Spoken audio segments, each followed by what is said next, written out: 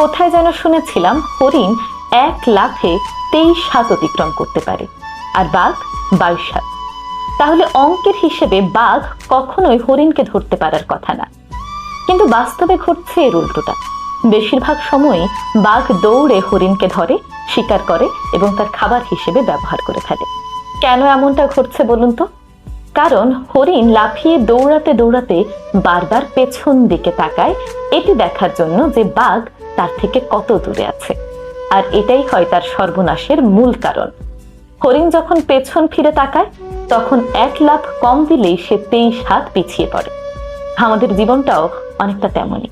আমরা যখনই সামনে এগিয়ে যেতে যেতে পেছন দিকে তাকাই, তখনই আমাদের সফলতা পাওয়াটা কঠিন হয়ে পড়ে।